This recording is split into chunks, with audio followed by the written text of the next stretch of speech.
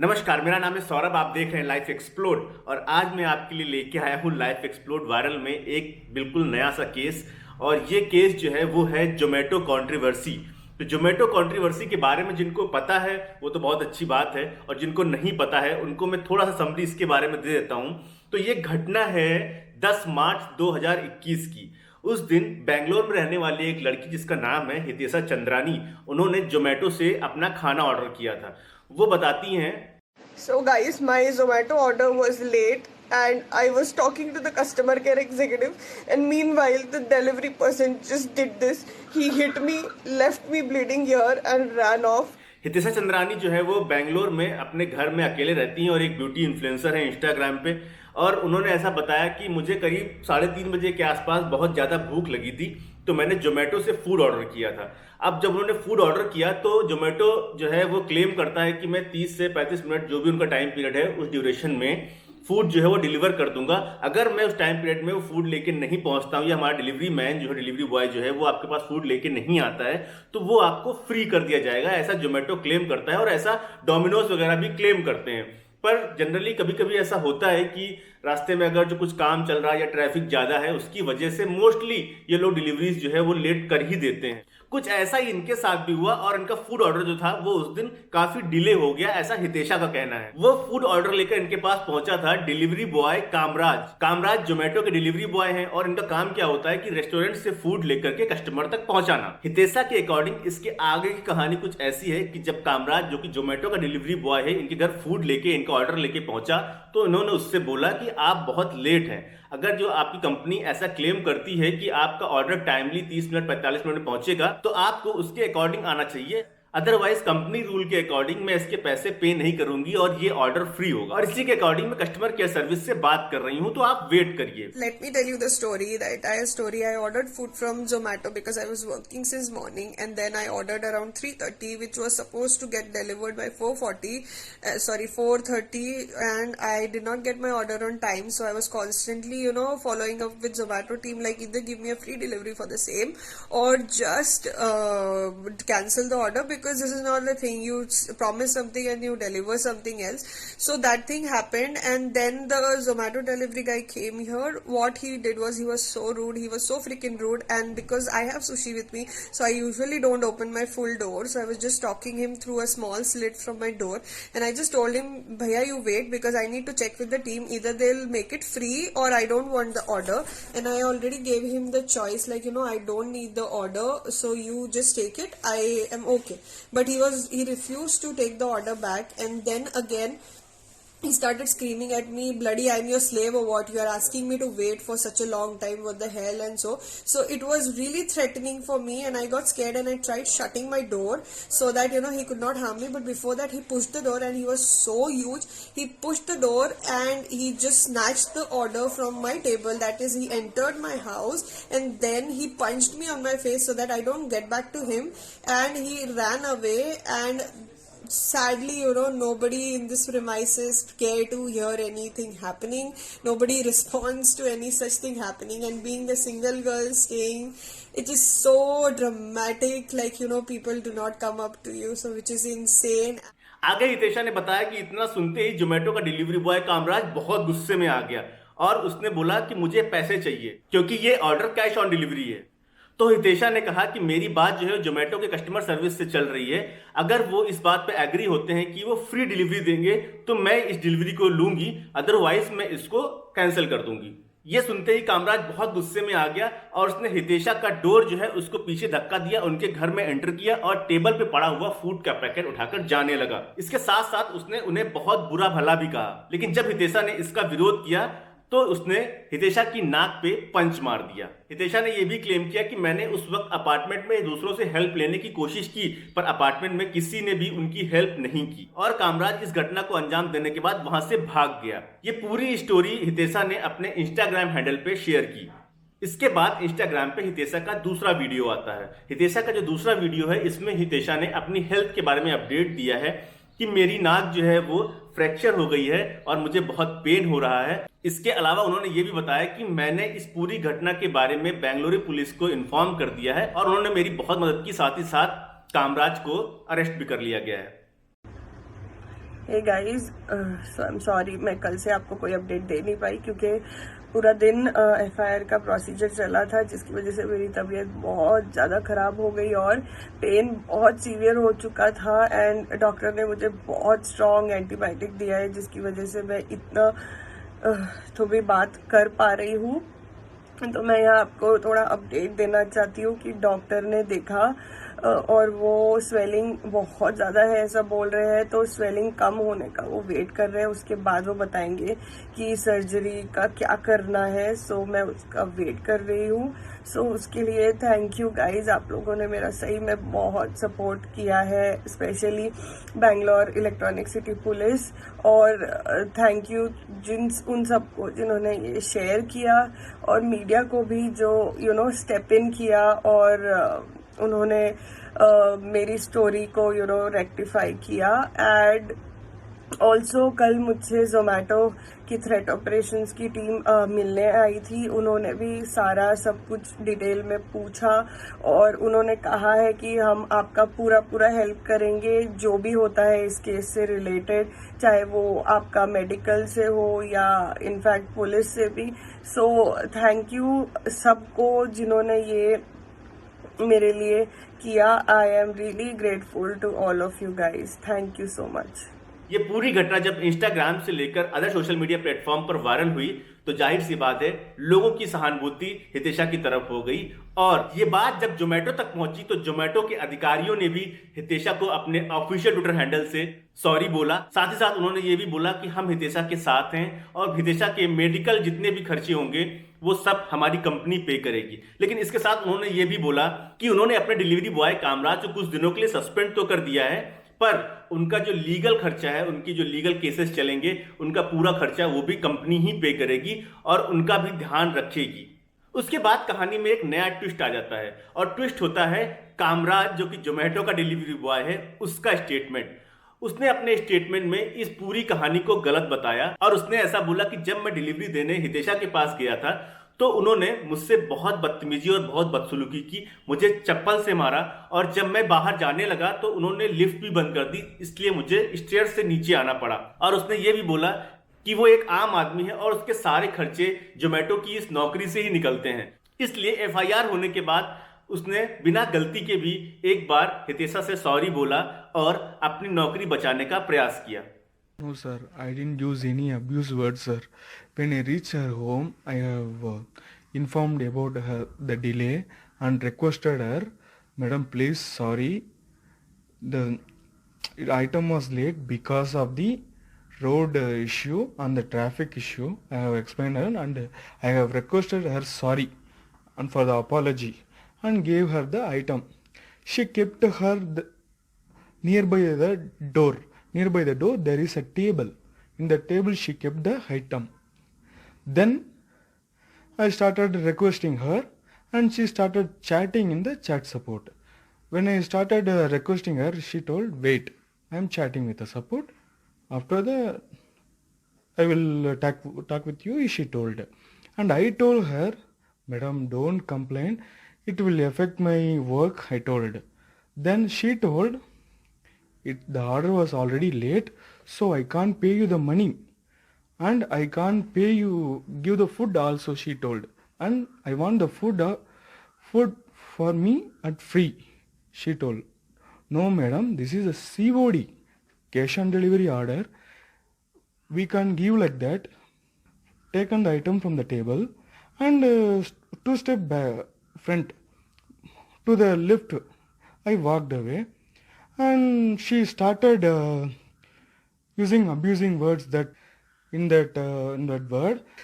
Started beating in slippers. For my safety, I have hit her hand, and in her hand she was wearing a ring.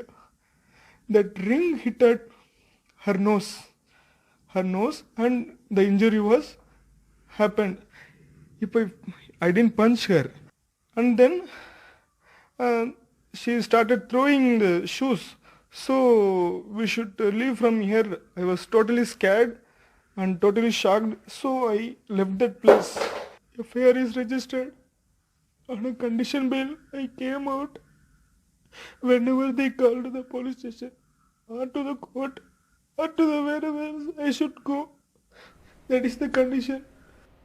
Kamaraj का statement आने के बाद जोमेटो ने भी अपना official statement जारी किया, जिसमें उन्होंने बताया कि हमारा डिलीवरी बॉय कामराज बहुत ही लॉयल और ऑनेस्ट है और अपने कस्टमर के प्रति बहुत सपोर्टिव भी। उसकी कस्टमर रेटिंग 4.7 है, जो कि अपने आप में बहुत अच्छी है। वो अब तक जोमेटो की लगभग 5000 डिलीवरीज कर चुका है और आज तक की कोई कंप्लेन नहीं आई है। अब ये पूरी कहानी तो आप लोगों को समझ में आ गई होगी, लेकिन अभी भी इस बात का फैसला नहीं हो पाया है कि आखिर गलती किसकी है। सोशल मीडिया के लगभग हर प्लेटफॉर्म पर लोग जोमेटो कंट्रोवर्सी पर जज बने बैठे हैं और अपनी अपनी राय दे रहे हैं। किसी को लगता है कि हितेशा अपनी जगह सही है और किसी को लगता है कि कामराज अपनी जगह सही है। खैर, इन दोनों में से दोषी कौन है इसका पता तो कानून लगा ही लेगी, लेकिन फिर भी जब मैंने इस पूरी घटना को ऑब्जर्व और एनालाइज किया तो मुझे एक चीज नजर आई जिसपे शायद किसी का ध्यान नहीं गया हो। कामराज ने अपने स्टेटमेंट में कहा है कि हितेशा की नाक पे जो चोट आई है वो मुक्का मारने की वजह से नहीं आई है, किसी पंच की वजह से नहीं आई है, बल्कि उनकी खुद की अंगूठी से आई है जो उन्होंने अपनी उंगली में पहन रखी थी। क्योंकि पंच मारने से नाक पे ऐसा निशान आ ही नहीं सकता और ऐसा कट नहीं आ सकता है। I have hit her hand, and in her hand she was wearing a ring. That ring hit her nose, and the injury was happened. जब लोगों ने कामराज के स्टेटमेंट को सुना तो जाहिर सी बात है कि उन्होंने इस चीज को ऑब्जर्व किया और उन्हें लगा कि कामराज अपनी जगह बिल्कुल सही है। लेकिन हितेशा ने एक न्यूज चैनल को अपना इंटरव्यू देते टाइम इस चीज को बहुत ही सफाई के साथ क्लियर कर दिया कि मेरी अंगूठी से मुझे चोट लग ही नहीं सकती है, क्योंकि मेरी अंगूठी जो है वो काफी घिसी हुई है, बिल्कुल भी शार्प नहीं है और इससे चोट लगने का सवाल ही नहीं उठता है, कट लगने का सवाल नहीं उठता है। आता है कि इनके नाक पे चोट लगी है, हाथ में चोट लगी है और इन्होंने सर, आप अंगूठी भी देख सकते हैं। इस अंगूठी से चोट लगने का मुझे कहीं से भी कोई ताल्लुकात नहीं लगता है। आप ध्यान से नोटिस कीजिए, इसके पूरे एजेस एकदम ब्लंट हो गए क्योंकि ये 5-6 साल पुरानी अंगूठी है। अब मेरे ऑब्जर्वेशन के अकॉर्डिंग ये पूरी कंट्रोवर्सी 3 बातों से एकदम क्लियर हो जाएगी। पहली, जोमेटो और हितेशा के बीच में हुई फोन पर कन्वर्सेशन। अगर जो उस कन्वर्सेशन को जोमेटो पब्लिक कर देगा तो उसमें हितेशा के बातचीत के तरीके को ऑब्जर्व करके इस चीज का अंदाजा लगाया जा सकता है कि वो उस टाइम गुस्से में थी या काम थी। दूसरी, हितेशा ने अपने इंस्टाग्राम वीडियो में ये क्लेम किया है कि एक्सरे में उनकी नाक की हड्डी टूटी हुई है। तो अगर वो एक्सरे रिपोर्ट मिल जाएगी पब्लिक को तो शायद तब भी इस चीज का कंफर्मेशन हो सकता है कि वो नाक पे स्क्रैच रिंग से लगा है या पंच से। So guys, after that thing happened, I am at the hospital and this is my current situation and it seems like after the X-ray my bone is broken. और तीसरा, मेरा खुद का पर्सनल ऑब्जर्वेशन। अगर आप मेरे ऑब्जर्वेशन को ध्यान से देखेंगे तो शायद आपको दोषी को ढूंढने में थोड़ी हेल्प मिल सकती है। मैंने हितेशा के दोनों इंस्टाग्राम वीडियो और साथ ही साथ एक न्यूज चैनल को दिए गए इंटरव्यू को बहुत ध्यान से देखा और वहां पर मैंने एक चीज नोटिस की कि इंटरव्यू में हितेशा ने रिपोर्टर को अपना दाहिना हाथ दिखाते हुए ये बोला कि इस अंगूठी से किसी को चोट नहीं लग सकती है क्योंकि इसके एज जो है वो शार्प नहीं है। और अगर आप ध्यान से देखेंगे तो उन्हें उस हाथ में यहाँ पर एक कट का निशान लगा हुआ है। आप ध्यान से नोटिस कीजिए, इसके पूरे एजेस एकदम ब्लंट हो गए क्योंकि ये 5-6 साल पुरानी अंगूठी है। लेकिन जब मैंने हितेशा का इंस्टाग्राम वीडियो देखा तो मैंने वहां पर एक दूसरी चीज ऑब्जर्व की और वो थी कि उन्होंने रिपोर्टर को जो रिंग दिखाई थी स्टोन वाली, वही रिंग पहने हुए इन्होंने इंस्टाग्राम पर जब अपना वीडियो अपलोड किया था तो उस हाथ पर एक भी कट मार्क नहीं था। हालांकि जब इन्होंने इंटरव्यू दिया है तो इंटरव्यू में जब इन्होंने अपना हाथ जब दिखाया था तो उसमें जिस हाथ में ये रिंग थी उस हाथ में कट मार्क बहुत ही क्लियरली दिखाई पड़ रहा था और वो आप भी देख सकते हैं। अगर आप हितेशा का इंस्टाग्राम वीडियो और उनका इंटरव्यू वीडियो दोनों को अच्छे से ऑब्जर्व करेंगे तो आप बहुत ही आराम से उस चीज़ को नोटिस कर सकते हैं। इंस्टाग्राम के वीडियो में इनके जिस हाथ में कट लगा हुआ था उसमें मोती की अंगूठी थी और इंटरव्यू में उनके जिस हाथ में कट लगा हुआ है उसमें मोती की अंगूठी नहीं है, उसमें है स्टोन की रिंग। अंगूठी जो है वो उसमें स्टोन लगा हुआ है। हितेशा ने उस घटना के बाद शायद कामराज का स्टेटमेंट आने के बाद अपने दोनों हाथों की रिंग जो है वो एक्सचेंज कर ली है, जिससे वो इस चीज को साबित कर सकें कि उनकी नाक पे जो चोट आई है वो उस रिंग से नहीं आई है। हालांकि इस बात के पूरे सबूत मिलते हैं कि उन्होंने दोनों हाथों में 2 अलग अलग रिंग पहन रखी थी। पर घटना के तुरंत बाद डाले गए इंस्टाग्राम वीडियो में जिस हाथ में चोट का निशान नहीं था, इंटरव्यू के टाइम उस हाथ में चोट का निशान कैसे आ गया, ये बात अभी तक समझ में नहीं आ रही है।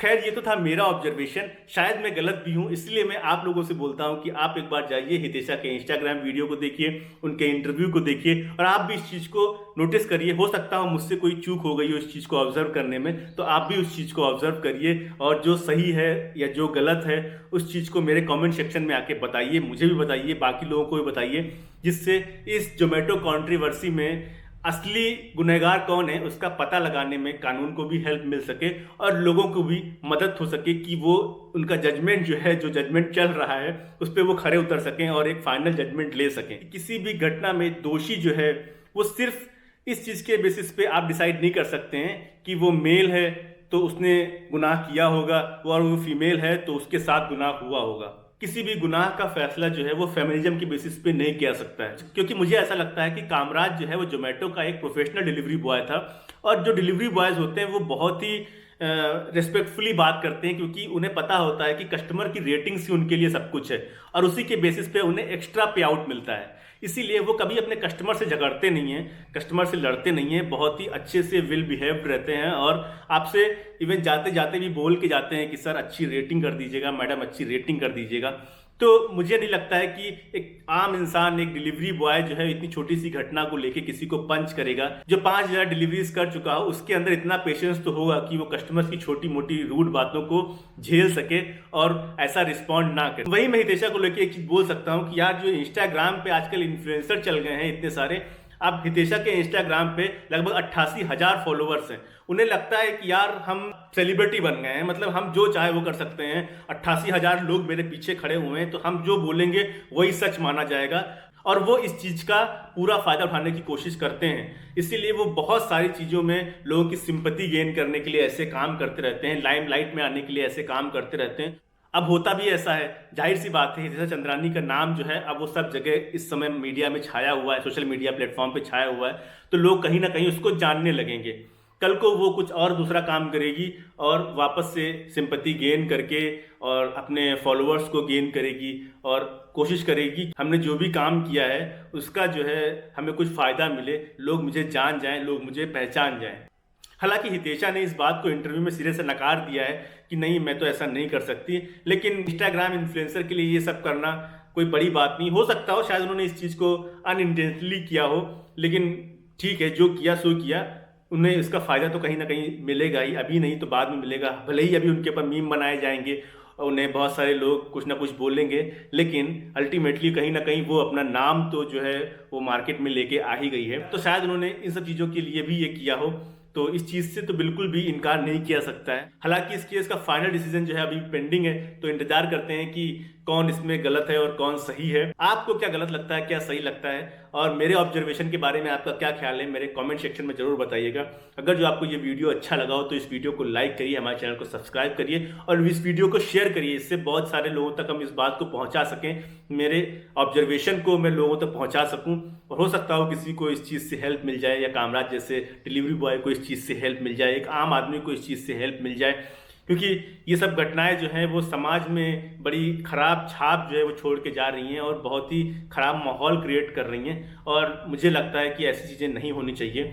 तो इन चीज़ों को अगर हम रोकने में थोड़ी भी हेल्प कर सकते हैं तो हमें करनी चाहिए। खैर, इस वीडियो में बस इतना ही, मिलते हैं एक नए वीडियो में, तब तक के लिए बाय बाय, टेक केयर, अपना ख्याल रखिए, खुश रहिए और गलत होता देखें तो उस पर अपनी आवाज़ जरूर उठाइए, जिससे आप किसी की मदद कर सकें और आप खुद में अच्छा महसूस कर सकें।